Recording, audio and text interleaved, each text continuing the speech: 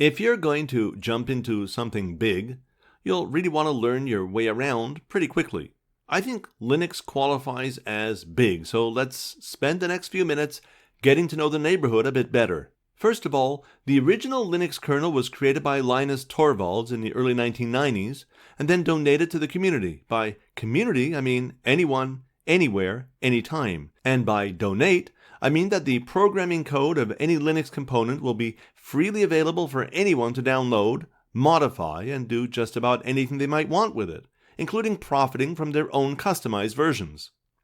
A computer operating system, any operating system, is effectively a set of software tools designed to interpret a user's commands so that they can be translated into terms the host computer can understand.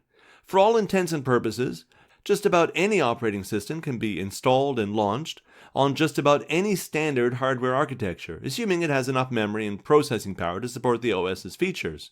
Thus, you can load Linux natively on an IBM supercomputer, an old Motorola PowerPC built for the macOS, a tiny development board running an ARM processor, or as a virtualized container image within a Docker environment. Broadly speaking, all desktop operating systems provide two ways to access their tools, through a graphic user interface called a GUI, and through a command line interface, sometimes shortened to CLI.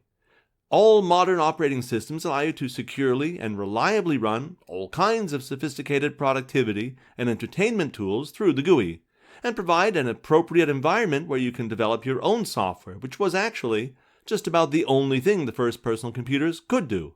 That's what they've all got in common. However, it's what they do differently that's more interesting for us right now. The most obvious difference between Linux and its commercial competitors is commercial restrictions. The others have them, and Linux does not. Practically, this means you're free to install as many copies of as many versions of Linux on as many hardware devices as you like, and no one will say a thing. This freedom actually changes the way you'll use your operating system, as it gives you all kinds of flexibility to make the changes and customizations that fit your needs best. It's not uncommon for me to take a hard drive with a Linux file system installed from one computer and drop it into another one, and it'll just work. I'm not sure how simple that would be with either Windows or macOS. I'll often have as many as half a dozen virtual and physical Linux instances running at a single time as I test various software processes and network designs, something that I'd probably never attempt if I needed to purchase separate licenses. This, by the way, should have two immediate advantages for you. Number one, you can and should spend lots and lots of time experimenting with various Linux distributions and desktops as your Linux skills grow. And two, you can easily launch test deployment after test deployment before you launch your company's new Linux-based resources to make sure they're running properly. Your Linux environment consists of three kinds of software: the Linux kernel itself, the desktop interface, GNOME, KDE, and Cinnamon are common examples, and customizations provided by your specific distribution, like Red Hat or Ubuntu. Generally, you're not going to download or directly manage the Linux kernel. That will be handled for you by the installation and update processes used by the distribution you choose. To maintain stability, it's not uncommon for distributions to largely ignore non-critical new kernel releases for many months. Distributions themselves, and especially the larger and better-known ones, are regularly updated, while security and critical feature patches are made available almost instantly. Most distributions have managed third-party software repositories and package management tools for handling updates for you. As you can see from this software and updates dialog on Ubuntu, you can choose exactly how you'd like updates to be applied.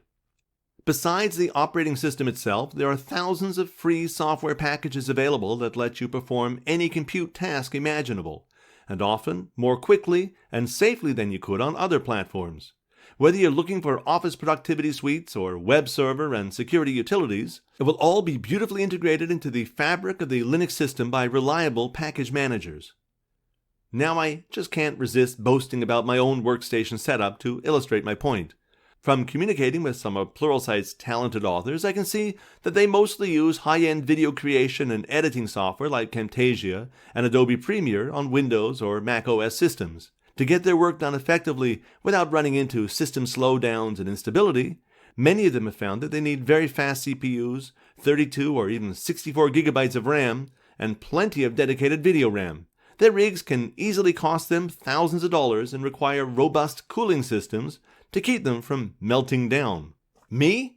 I'm creating and editing these videos on Ubuntu Linux, using only open source software and running all kinds of virtualized processes along with my regular daily tasks on a simple PC I built for less than $400. The generic integrated video card on my machine boasts a total video RAM of exactly 0 gigabytes, and with all that, I rarely even challenge my hardware. It's much more than just software, however, as the open source culture comes with a very deep sense of community responsibility, through which thousands of developers, software producers, and regular users volunteer their time and knowledge to freely help others as they find their own way. Find this useful? Why not follow the link in the description and head over to view the complete course on Pluralsight. And of course, for even more technology goodness, don't forget to subscribe to this channel.